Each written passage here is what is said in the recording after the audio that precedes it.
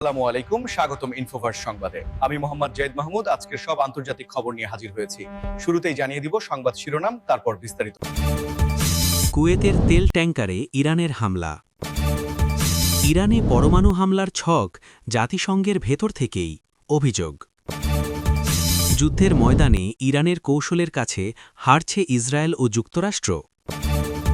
Hormuz প্রণালী বন্ধ রেখেই ইরানের বিরুদ্ধে অভিযান শেষ করতে আগ্রহী ট্রাম্প। 10,000 সেনা নিয়ে ইরানের 400 কেজি ইউরেনিয়াম দখলে মাঠে নামছে যুক্তরাষ্ট্র। এই বিষয়ে আপনার মতামত কমেন্টে জানান এবং যুদ্ধের সব আপডেট আগে পেতে চ্যানেলটি সাবস্ক্রাইব করে যাবেন। আসসালামু আলাইকুম, স্বাগতম জানাচ্ছি ইনফোভার্স সংবাদে। আমি মোহাম্মদ নাহিদ ইসলাম। এতক্ষণ শুনছিলেন সংবাদ শিরোনাম, এবার বিস্তারিত খবর। কুয়েতের তেল ট্যাঙ্কারে ইরানের হামলার খবরটি বর্তমানে আন্তর্জাতিক মহলে ব্যাপক আলোচনার জন্ম দিয়েছে এবং এর ফলে বিশ্ব তেলের বাজারে এক ধরনের অস্থিরতা তৈরি হওয়ার আশঙ্কা দেখা দিচ্ছে। আপনারা হয়তো জানেন যে পারস্য উপসাগরীয় অঞ্চলটি বিশ্বের অন্যতম প্রধান জ্বালানি সরবরাহ পথ এবং এই পথে যে কোনো ধরনের অস্থিরতা সরাসরি প্রভাব ফেলে সাধারণ মানুষের জীবনযাত্রার ওপর। সাম্প্রতিক তথ্যানুযায়ী কুয়েতি পতাকাবাহী একটি তেল ট্যাঙ্কারে হামলার ঘটনাটি এমন এক সময়ে ঘটল যখন ওই অঞ্চলে নিরাপত্তা ব্যবস্থা আগে থেকেই বেশ জোরদার ছিল। বিশ্লেষকরা মনে করছেন এই ঘটনাটি কেবল একটি একক হামলা নয়, বরং এর পেছনে রয়েছে গভীর ভূ-রাজনৈতিক সমীকরণ। যদি আমরা ঐতিহাসিকভাবে দেখি তবে দেখা যাবে যে এই অঞ্চলে বিভিন্ন সময়ে বিভিন্ন বাণিজ্যিক জাহাজের ওপর আক্রমণের ঘটনা ঘটেছে, তবে সরাসরি কোনো দেশের ট্যাঙ্কারকে লক্ষ্যবস্তু করাটা বেশ উদ্বেগজনক। ইরান অবশ্য এই ধরনের কর্মকাণ্ডে তাদের সরাসরি সংশ্লিষ্টতার কথা বরাবরই অস্বীকার করে আসছে, কিন্তু আন্তর্জাতিক সংবাদমাধ্যম এবং গোয়েন্দা সংস্থাগুলো দাবি করছে যে হামলার ধরন দেখে এতে প্রযুক্তিগত সহায়তার ছাপ স্পষ্ট। বিশেষ করে এই হামলার ফলে সামুদ্রিক বীমা বা ইন্স্যুরেন্স প্রিমিয়াম অনেক বেড়ে যাওয়ার সম্ভাবনা রয়েছে, যার ফলে আন্তর্জাতিক বাজারে জ্বালানি তেলের দাম বাড়তে পারে এবং আমরা যারা সাধারণ ভোক্তা আছি তাদের পকেটে এর বড় একটা টান পড়তে পারে। বন্ধুরা, আপনাদের কি মনে হয় এই ধরনের উত্তপ্ত পরিস্থিতি কি বিশ্ব অর্থনীতিকে আরও সংকটে ফেলবে? কমেন্টে আপনাদের মতামত আমাদের সাথে শেয়ার করতে ভুলবেন না। আর ভিডিওটি ভালো লাগলে অবশ্যই একটি লাইক দেবেন। এই ঘটনার পর কুয়েত সরকার তাদের নিরাপত্তা ব্যবস্থা আরও কয়েক গুণ বাড়িয়ে দিয়েছে এবং আন্তর্জাতিক নৌবাহিনীকে ওই এলাকায় টহল বৃদ্ধির অনুরোধ জানিয়েছে। এই পুরো পরিস্থিতিটি পর্যবেক্ষণ করলে বোঝা যায় যে সমুদ্রপথে পণ্য পরিবহন এখন আর আগের মতো নিরাপদ নয় এবং এই ধরনের অস্থিরতা নিরসনে একটি স্থায়ী কূটনৈতিক সমাধান অত্যন্ত জরুরি হয়ে পড়েছে। ইরানে পরমাণু হামলার ছক জাতিসংঘের ভেতর থেকেই আসছে, এমন একটি অভিযোগ সম্প্রতি আন্তর্জাতিক রাজনীতিতে ব্যাপক তোলপাড় সৃষ্টি করেছে। সাধারণত আমরা জানি যে জাতিসংঘ একটি শান্তিকামী সংস্থা, যার মূল লক্ষ্য হল বিশ্বজুড়ে স্থিতিশীলতা বজায় রাখা। কিন্তু যখন খোদ এই সংস্থার ভেতর থেকেই কোনো দেশের বিরুদ্ধে সামরিক বা পরমাণু হামলার পরিকল্পনার অভিযোগ ওঠে, তখন সেটি পুরো বিশ্বের জন্য এক বড় ধরনের সংকেত হিসেবে কাজ করে। এই চাঞ্চল্যকর তথ্যটি প্রকাশিত হওয়ার পর থেকে বিভিন্ন মহলে প্রশ্ন উঠছে যে তবে কি আন্তর্জাতিক সংস্থাগুলোর নিরপেক্ষতা এখন হুমকির মুখে? প্রতিবেদনে বলা হচ্ছে যে কিছু বিশেষ প্রভাবশালী দেশ জাতিসংঘের প্রশাসনিক কাঠামোকে ব্যবহার করে তাদের নিজস্ব রাজনৈতিক এজেন্ডা বাস্তবায়ন করতে চাইছে। বিশেষ করে ইরানের পারমাণবিক কর্মসূচি নিয়ে দীর্ঘদিনের যে বিতর্ক রয়েছে তাকে কেন্দ্র করেই এই ছক আঁকা হয়েছে বলে ধারণা করা হচ্ছে। যদিও জাতিসংঘের পক্ষ থেকে এই অভিযোগকে পুরোপুরি ভিত্তিহীন বলে দাবি করা হয়েছে, তবুও লিক হওয়া কিছু নথিপত্র এবং ইনসাইডার তথ্যের ওপর ভিত্তি করে অনেক বিশেষজ্ঞ বলছেন যে পর্দার আড়ালে বড় কোনো পরিকল্পনা চললেও চলতে পারে। পরমাণু হামলার মতো বিষয়গুলো অত্যন্ত সংবেদনশীল এবং এর প্রভাব কেবল একটি নির্দিষ্ট ভূখণ্ডে সীমাবদ্ধ থাকে না, বরং এটি পুরো মানবজাতির জন্য একটি বড় হুমকি। আপনারা যারা নিয়মিত নিউজ দেখেন তারা জানেন যে ইরান সবসময় দাবি করে আসছে তাদের পারমাণবিক কর্মসূচি কেবল শান্তিপূর্ণ এবং বিদ্যুৎ উৎপাদনের জন্য, কিন্তু পশ্চিমা শক্তিগুলো তা মানতে নারাজ। এই দ্বিমুখী অবস্থানের মধ্যে জাতিসংঘের মতো একটি সংস্থার নাম জড়িয়ে পড়াটা বৈশ্বিক কূটনীতির জন্য একটি নেতিবাচক দিক। আমাদের এই আলোচনাটি যদি আপনার কাছে গুরুত্বপূর্ণ মনে হয় তবে চ্যানেলটি সাবস্ক্রাইব করে রাখুন, যাতে পরবর্তী আপডেটগুলো সবার আগে পেতে পারেন। আসলে এই ধরনের জটিল রাজনৈতিক খেলায় সাধারণ মানুষের সুরক্ষা সবসময় আড়ালে পড়ে যায়, আর এটাই এখন চিন্তার মূল কারণ হয়ে দাঁড়িয়েছে।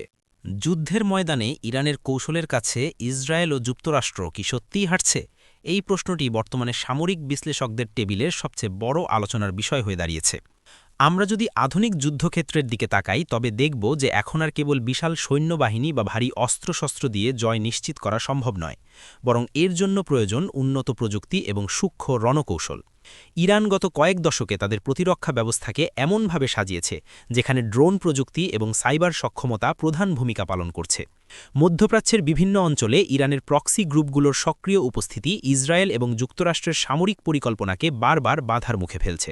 দেখা যাচ্ছে যে ইসরায়েল বা যুক্তরাষ্ট্রের কাছে অত্যন্ত শক্তিশালী এবং আধুনিক এয়ার ডিফেন্স সিস্টেম থাকা সত্ত্বেও ইরান সমর্থিত ছোট ছোট ড্রোন বা মিসাইলগুলো অনেক সময় সেই প্রতিরক্ষা দেয়াল ভেদ করতে সক্ষম হচ্ছে। একে বলা হয় অপ্রতিসম যুদ্ধ বা অ্যাসিমেট্রিক ওয়ারফেয়ার, যেখানে কম খরচে বড় ধরনের ক্ষতি সাধন করা যায়। এই কৌশলের কাছে অনেক সময় প্রচলিত শক্তিশালী সেনাবাহিনীগুলো অসহায় বোধ করে। তাছাড়া ইরানের ভূখণ্ড এবং তাদের ভূগর্ভস্থ মিসাইল সিটিগুলো যে কোনো বড় ধরনের আক্রমণের বিরুদ্ধে একটি শক্তিশালী ঢাল হিসেবে কাজ করে। যুক্তরাষ্ট্রের অনেক জেনারেলও স্বীকার করেছেন যে ইরান এখন ড্রোন প্রযুক্তিতে বিশ্বে অন্যতম শীর্ষ পর্যায়ে রয়েছে এবং তাদের এই কৌশল মোকাবিলা করা দিন দিন কঠিন হয়ে পড়ছে। এই পুরো সামরিক ভারসাম্য পরিবর্তনের বিষয়টি বিশ্ব রাজনীতির মোড় ঘুরিয়ে দিতে পারে। দর্শক, আপনাদের কাছে কি মনে হয়, আধুনিক যুদ্ধ কি কেবল প্রযুক্তির লড়াই নাকি এর পেছনে কৌশলের জয়ই আসল? আপনারা কি এই ধরনের সামরিক বিশ্লেষণ আরও দেখতে চান? তাহলে আমাদের কমেন্ট বক্সে লিখে জানান। আসলে দীর্ঘমেয়াদী সংঘাতের ক্ষেত্রে এখন আর সরাসরি যুদ্ধের চেয়ে স্নায়ুযুদ্ধ এবং কৌশলী অবস্থানই বেশি কার্যকরী হয়ে উঠছে। হরমুজ প্রণালী বন্ধ রেখেই ইরানের বিরুদ্ধে সামরিক অভিযান শেষ করতে চান ডোনাল্ড ট্রাম্প। এমন একটি কৌশলগত আলোচনার খবর বর্তমানে বিশ্ব সংবাদ মাধ্যমের নজর কেড়েছে। আপনারা যারা ভূগোলের ছাত্র বা আন্তর্জাতিক বিষয়ে আগ্রহী তারা জানেন যে হরমুজ প্রণালী হল বিশ্বের সবচেয়ে গুরুত্বপূর্ণ তেলের ট্রানজিট পয়েন্ট। বিশ্বের মোট চাহিদার প্রায় 1/3 তেল এই সরু পথটি দিয়ে পরিবহন করা হয়।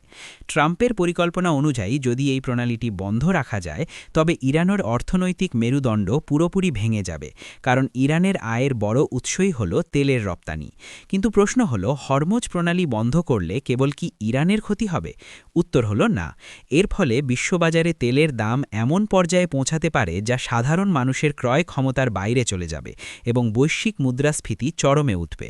ট্রাম্পের এই ধরনের কড়া অবস্থানের পেছনে মূলত রয়েছে ম্যাক্সিমাম প্রেশার বা সর্বোচ্চ চাপের নীতি।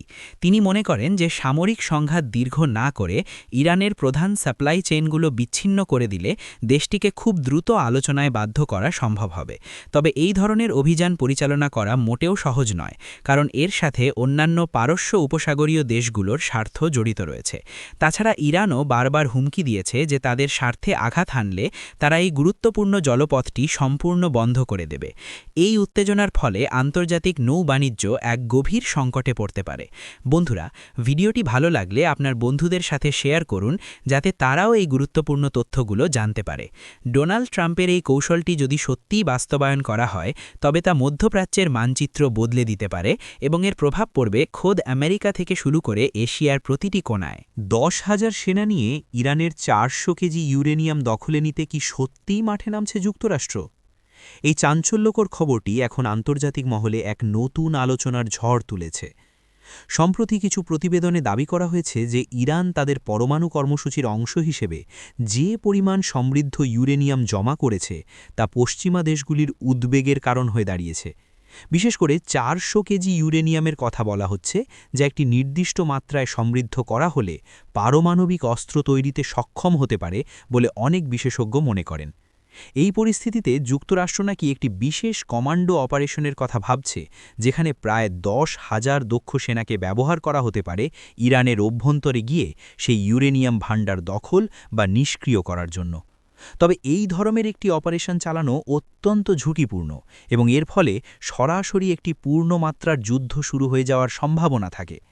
ইরানের পরমাণু কেন্দ্রগুলো মাটির অনেক গভীরে এবং কঠোর নিরাপত্তা বেষ্টিত হওয়ার কারণে কেবল 10,000 সেনা দিয়ে এমন একটি মিশন সফল করা প্রায় অসম্ভব বলে অনেক সামরিক বিশেষজ্ঞ মনে করেন। তাছাড়া ইরানের শক্তিশালী এয়ার ডিফেন্স সিস্টেম এবং স্থানীয় বাহিনীর প্রতিরোধ মোকাবিলা করাটা হবে একটি বিশাল চ্যালেঞ্জ।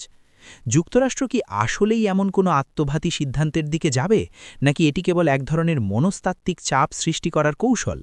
সাধারণত আন্তর্জাতিক কূটনীতিতে এমন অনেক তথ্য ছড়ানো হয় যাতে প্রতিপক্ষকে চাপে রাখা যায়।